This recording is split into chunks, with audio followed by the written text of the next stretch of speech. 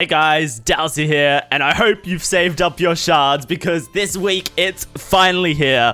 BBQ Chilli is on the shrine, joined by Wake Up, Distortion, and Corrupt Intervention. So, let's jump into the shrine report.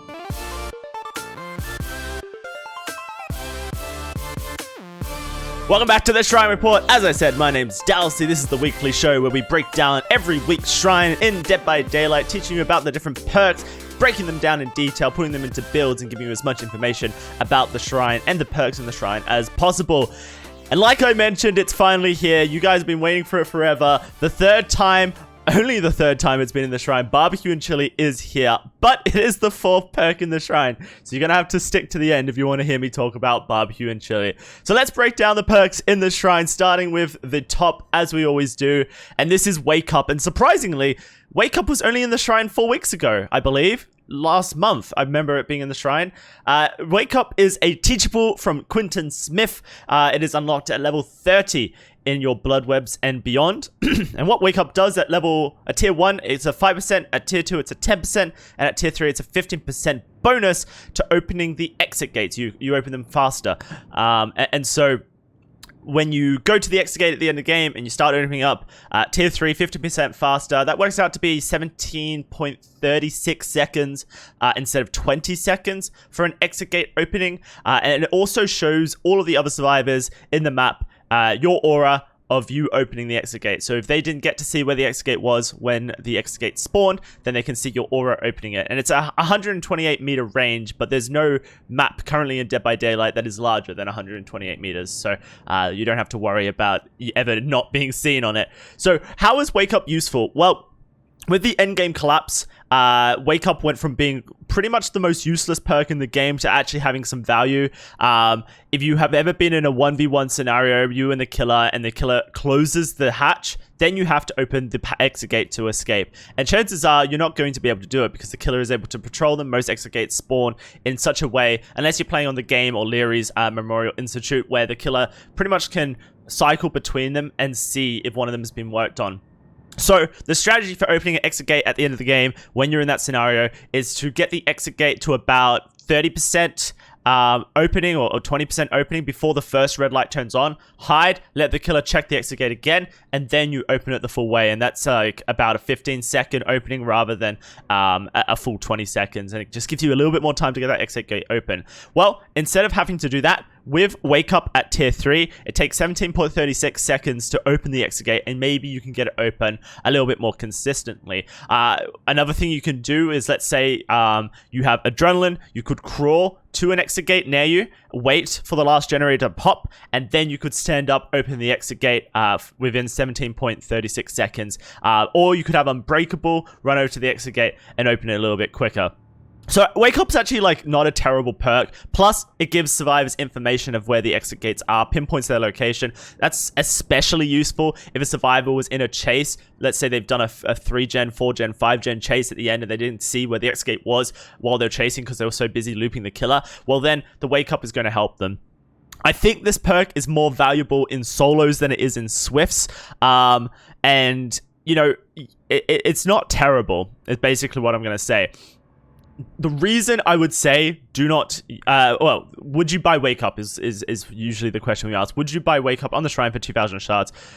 Probably not. I think it's a good perk. Like, it's not a terrible perk. What it does well, right? But the whole premise of using a perk, equipping one of your 4 perks to be in a scenario where you're 1v1 versus a killer trying to escape via the exit gate rather than the hatch, I just think that's a little bit too unique to be relying on as a perk that you would run. I don't actually think it's terrible, truth be told. I think if you want to run Wake Up, then I'm not going to judge you. Personally speaking, I'd rather run Adrenaline so that I could, get that extra health state and a haste bonus when I'm in the middle of a chase. I'd rather run Prove Myself so I can get the generators done a little bit quicker with teammates. You know, I just think there's a lot better perks that are less, not necessarily 100% meta that you could run over Wake Up, is how I'm going to put it. But let's move on to the next survivor perk, and it is Distortion. This is a unique Teachable perk from Jeff Johansson, unlocked in the blood webs at level 40 and onwards. And the way this works is that you start the trial with 3 tokens. And whenever your aura was meant to be shown to the killer, the perk activates and a token is consumed. And so if the killer is running BBQ and Chilli and they hook a survivor and your aura was going to show up, instead a token is consumed and your aura is hidden to the killer. Same is applied for Nurse's Calling. However, the survivor, if you're being healed by another survivor, their aura will show, yours won't, and it will block your aura from the killer. Any of those aura perks basically are going to be blocked by Distortion. Now, the secondary aspect of this perk is that for the next 6 seconds at tier 1, 8 seconds at tier 2, and 10 seconds at tier 3, whilst the perk is activated, your scratch marks will not be shown to the killer. So a lot of people use Distortion as a immersion perk. They don't want to ever be found by the killer. They want to be able to stick a gen, not have to worry about hopping in a locker, and that way the killer will never see their aura on BBQ and Chilli, and so the killer will never come over to them. That's how a lot of people use it, but I actually think that's how you use this perk poorly. I think this perk is most valuable when you want to be super altruistic. Let's say you spawn on the opposite side of the map and you see that the killer has hooked a survivor more than 48 meters away. So you start running towards the hook, okay? Then the killer hooks them, they turn around, look on their BBQ and Chilli, and try and figure out where the survivors are. They're not going to see you on BBQ and Chilli, and so they're not going to cut you off. They're not going to play goalkeeper with you. Not only that, let's say you cross paths with the killer. Well, for the next 10 seconds, you don't have any scratch marks, and so the killer is going to have to rely on their sound, their hearing, breathing, all of that kind of stuff to be able to locate you. And let's be real, most killers don't have very good audible tracking. That's a skill that most people haven't trained in Dead by Daylight, and it's only a top percentage of killers that are very proficient at audible tracking. So that's how I would be using Distortion. I actually think it's a strong survivor perk if you want to use it to move swiftly across the map and be undetected.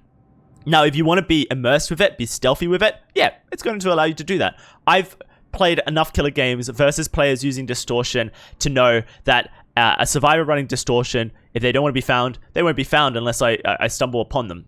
But I actually think that the more productive way of using this perk is to be aggressive with this perk and have your aura blocked from a killer by running towards hooks. For the next 10 seconds, your aura is hidden, as well as your scratch marks are hidden from the killer. And you can just basically run and unhook a survivor who's in an unsafe position. I think that's where that perk is most useful. So, would I buy Distortion in the Shrine? Yeah, I actually probably would. I think this is a pretty solid perk. I think if you like for two playstyles, if you want to play immersed, this is the best immersion perk for blocking auras, and if you want to play aggressive, then this is the best aura blocking, the only aura blocking perk really that's consistent. I guess Soul Survivor works a little bit as well, but I'm not a huge fan of Soul Survivor, so I think Distortion does the job a little bit better. So that rounds up the survivor perks. I think Distortion's pretty solid. Let's move on to Corrupt Intervention, and this is the first time that we've seen Corrupt Intervention in the Shrine, so it's worth 2,700 shards, and if you already own it, you get an extra 100,000 blood points for purchasing it again. So Corrupt Intervention is a unique perk from the Plague. It is unlocked at level 30 and onwards, and the way this works is that the 3 furthest generators from you when you spawn into the game are blocked by the entity for 80 seconds at tier 1, 100 seconds at tier 2, and 120 seconds at tier 3.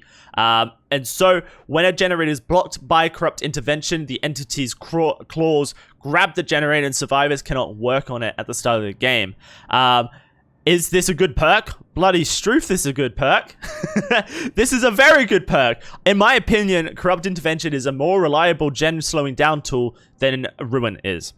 Reason being is because there are 7 generators in the game. The 3 furthest away from you, unless you're playing Hillbilly, Nurse, or Spirit, are probably not going to be very accessible to you because you're going to have to cross map to get to them. So Now you don't have to worry about them. Now you have a 4-gen patrol as a killer that you can start making. And the survivors, instead of working on 4 separate gens at the start of the game, well, maybe they get lucky and they find the 4 generators that aren't blocked by corrupt intervention. But most of the time in my games when I run corrupt intervention, survivors group up on a generator. And when survivors group up on a generator, it is so much easier as a killer to control gen pacing, because if you find 2 or 3 survivors working the same generator, you can hit one, go on to the second one, hit the second one, go on to the third one, hit the third one, chase the third one, down the third one. The other 2 are going to either heal each other for 16 seconds each, or they're going to try and rush the generator whilst you're hooking the other survivor. And if you manage to get back to them, maybe you're running Pop Goes the Weasel as well, you can kick the gen, all of their gen progress is gone, they're both injured, easy chases, snowball begins. Corrupt intervention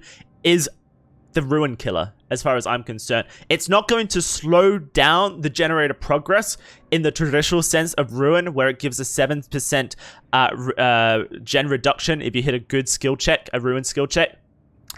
However, it is going to allow you as a killer to have far more map pressure and generate map pressure and snowball map pressure. This is so good on the Plague. I'm sure you guys have watched me play Plague. I go around, I spew on the 4 generators that aren't blocked by corrupt intervention, and basically I have 120 seconds of no generator repair at the start of my game, which allows me to then infect all 4 of the survivors and start my snowball before the generators have even been started. That's 2 minutes of no generator repair. That is so good for your gatekeeper emblem status if you're trying to pip as a killer. And it's just... This is a great perk. I think this is a really solid perk, and if you're looking for a perk that kind of does something like Ruin but isn't Ruin, then Corrupt Intervention's for you. I'll use this 100% on so many killers if I had it unlocked on all my killers. Really good perk. Couldn't recommend it at all. Any less. And finally, it is the infamous barbecue and chili on the shrine. Like I said, long have we waited for barbecue and chili to be on the shrine, and finally it's here.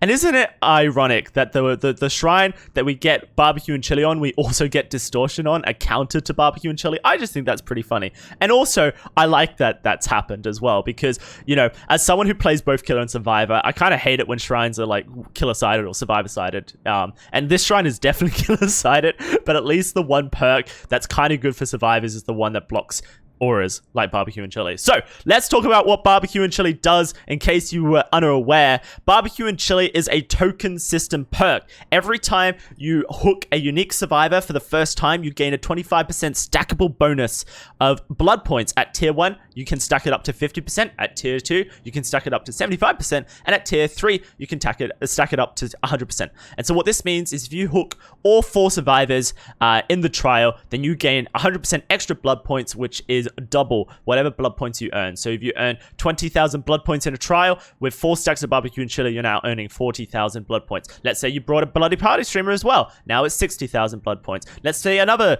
60,000 blood points. Now another survivor brings bloody party streamers, 80,000 blood points. It just allows you to gain more blood points. And honestly, that's the strongest aspect of barbecue and chili, is the blood point generation. At a perfect game, 32,000, you're earning 64,000 blood points. And if anyone brings a 100% blood point offering, if you bring a pudding or a bloody party streamer, if the survivors bring bloody party streamers, it just keeps stacking on top of that, doubling your blood points, originally gained blood points in a multiplier. And so barbecue and chili is really strong for that aspect, but of course it does have the added aspect of auras. And so after you hook a survivor on the hook, auras are revealed to you for 4 seconds when they are further than 40 meters from the hook. I swear this used to be 48 meters. Did they change this when I've been gone? Have I just been living a lie? I actually think I've been living a lie, maybe. No, it was. It was. Maybe it wasn't. Yeah, okay. They changed it. They changed it at some point. Or maybe they didn't. No, they didn't. I'm just dumb. They changed the stackable, so it was so that you would have. Okay. I'm dumb, is what I've learned today. It's a 40-meter thing. I've been thinking it's 48 meters this whole time. That explains a lot of things about my Survivor gameplay. Okay. I'm an educational Dead by Daylight streamer and a YouTuber, and I don't even know what barbecue does. Feels good, man. All right. Well, now that I've established that I'm a dummy dumbo, if a survivor is further than 40 meters away from the hook, you gain an aura on them for 4 seconds. So it allows you to hook a survivor, look around the map, see where survivors are, and decide who you're going to chase next. 2 survivors working in gen, I'm probably going to go break up that gen party. 1 survivor in the open and injured, I'm going to chase that survivor, get the insta-down, snowball, hook pressure. Like, it just gives you lots of information. It's a really solid perk. I run BBQ and Chilli purely for the blood points when I run it on most killers.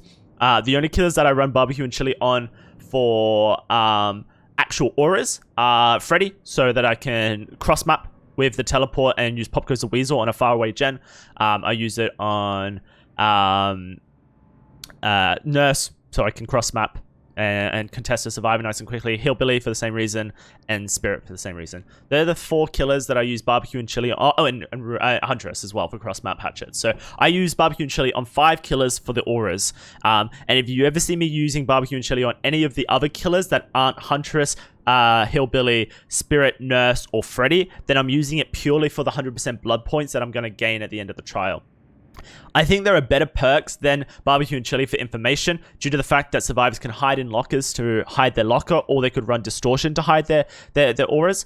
And so Thrilling Tremors, for example, from the Ghost Face, is an excellent aura perk that's going to allow you to see which generators get blocked because the survivor's not currently working them, and then you can cross map to that single generator. Usually it's 1 or 2 generators. Use your Pop Goes the Weasel on that generator and contest the survivor who's working the generator. So I do believe that BBQ and Chilli isn't the premier aura tracking perk anymore. I think there's other aura tracking perks that are better, but BBQ and Chilli's strength isn't its aura tracking as much as it's 100% extra blood points at the end of the trial. And because killers get so many more blood points than survivors get on a consistent basis, BBQ and Chilli can allow you to get your characters up to level 50, max them out with perks or even prestige them if that's what you want to go through. So BBQ and Chilli is strong from that point of view. That's pretty much my opinions on it. Would I buy BBQ and Chilli on the Shrine? Of course I would. Would I buy Corrupt Intervention on the Shrine? Of course I would. Those are excellent killer perks, and I think you could run both of them in conjunction with each other to have a really strong killer perk build. Slap Enduring on it, and then slap a 4th perk of your choice on it, and you've got a really decent killer perk build on most killers. Distortion, I've been running it a little bit for memes on my Survivor recently, because I've been trying to get 100% achievements, and one of them was Hemophobia, and I was struggling to get it. You have to escape to the Disturb board without being revealed by the losing a single drop of blood from the killer. So I was like, all right, I'm going to play Super Immerse with Distortion. But I do think that if you're going to run Distortion, it's better used as aggressive stealth perk rather than a immersive stealth perk. I think you can get far more with those tokens and the added extra element of scratch marks being hidden. And like I said, Wake Up, it's not terrible. I just don't think it's the perk for me. But anyway, this is an excellent shrine. What do you guys think of the shrine? I think this is probably the best shrine I've ever seen. Honestly speaking, we had the worst shrine I've ever seen at the start of this series of Shrine Report, and now this is the best shrine I've ever seen. 2 records in the same month. It's amazing. Hopefully you guys enjoyed the video. Sorry it was a bit of a rant and not as structured as the other ones. Leave a comment down below on what you want to see in the next week's shrine. Now that we've had BBQ and Chilli and Corrupt Intervention, I think I want to see Thrilling Tremors and I don't know, Nurse's Calling or something like that. Yeah, I think Nurse's Calling would be a nice killer perk to have in the shrine again. And as far as survivors are concerned, what survivor perk am I really interested in right now? I don't know, to be honest. There's no real new survivor perks that I'm interested in, if I'm going to be honest. Flip-flop was kind of the only one. Head-on. I don't know. Has Head-on been in the shrine yet? Maybe it'll be in the shrine next one. We'll find out on the next week of Shrine Report. Catch you guys then.